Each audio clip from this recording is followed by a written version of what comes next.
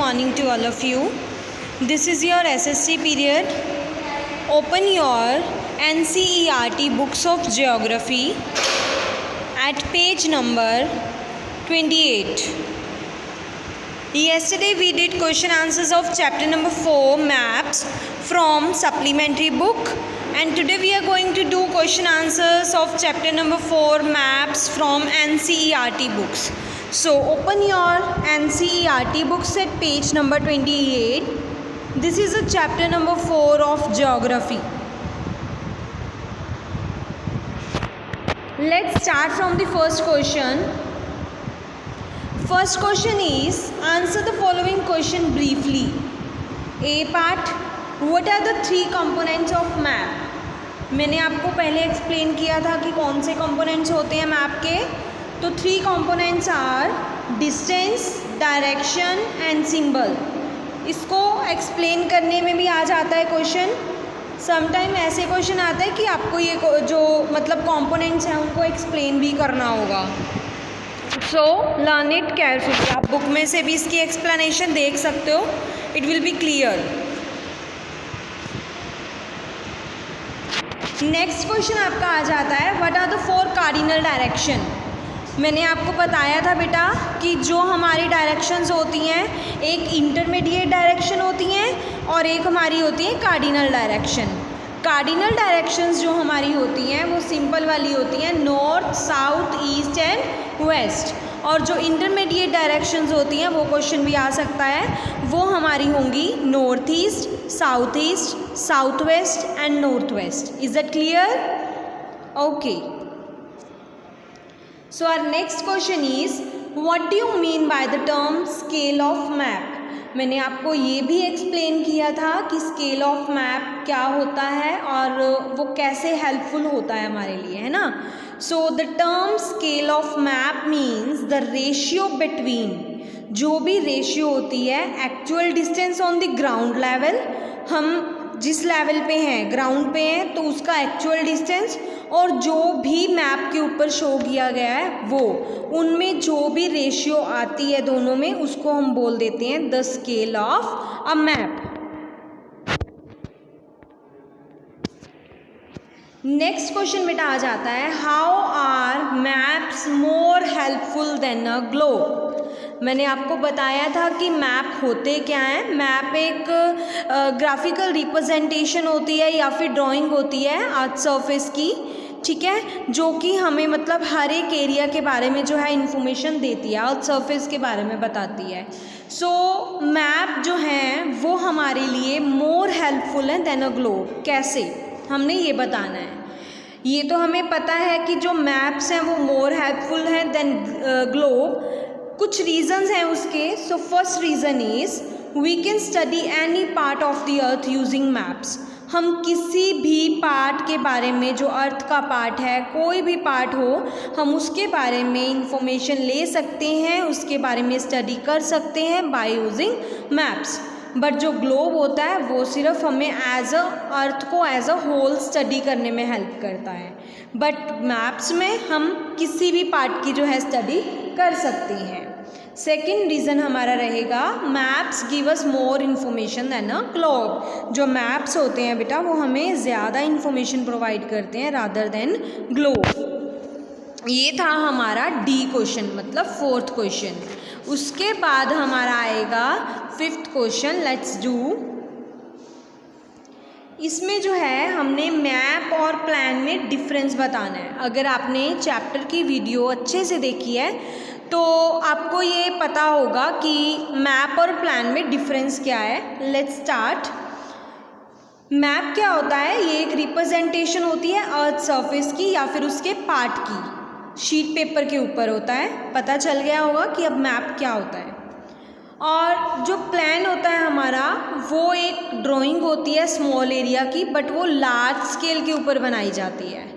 जैसे कि हमने कोई बड़ी शीट ले ली, ड्राइंग पेपर या शीट पेपर ले लिया, बिल्कुल छोटे एरिया को हम उसको बहुत ही लेंथी बना के शो करते हैं. जब लार्ज एरिया के ऊपर शो करते हैं तो उसको हम बोल देते हैं प्लान. सेकेंड पॉइंट हमारा मैप का रहेगा, it can be use for representing countries, states, villages, towns etcetera. अब जो मैप है वो यूज़ किया जाता है रिप्रेजेंट करने के लिए, किसको? कंट्रीज़ को, स्टेट्स को, विलेजेस को और टाउन्स को। नेक्स्ट हमारा रहेगा प्लान। ये प्लान जो होता है, it is use for representing those things which can't be show in map. For example length and breadth of room. देखो अब मैप के ऊपर तो हम क्या देखते हैं, रिप्रेजेंट करता है वो like country, states, villages, towns etcetera, है ना।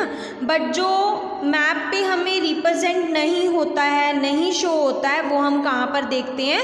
प्लान में देखते हैं। लाइक यहाँ पर एग्जाम्पल ली गई है कि लेंथ और ब्रेड्थ, ये हमें मोस्टली नहीं पता होती है कि हमारे रूम की लेंथ और ब्रेड्थ कितनी है, तो हम with the help of plan जो है उसकी स्टडी कर सकते हैं। नेक्स्ट क्वेश्चन जो हमारा रहेगा, सेकंड लास्ट क्वेश्चन, विच मैप प्रोवाइड्स डिटेल्ड इंफॉर्मेशन। वो कौन सा मैप है जो हमें बिल्कुल डिटेल में इंफॉर्मेशन प्रोवाइड करता है? तो वो हमारा है लार्ज स्केल मैप। हमने पढ़ा था ना ये वाला कि लार्ज स्केल मैप कौन सा होता है और स्मॉल स्केल मैप कौन सा होता है। तो जो हमारा लार्ज स्केल मैप होता है वो डिटेल इंफॉर्मेशन प्रोवाइड करता है, बिकॉज ये मैप के ऊपर बिल्कुल छोटे छोटे डिस्टेंसेस भी जो है वो भी रिप्रेजेंट करता है, दिखाता है। अब हमारा आ जाता है लास्ट क्वेश्चन। लास्ट क्वेश्चन जो है वो क्या है, how do symbols help in reading maps.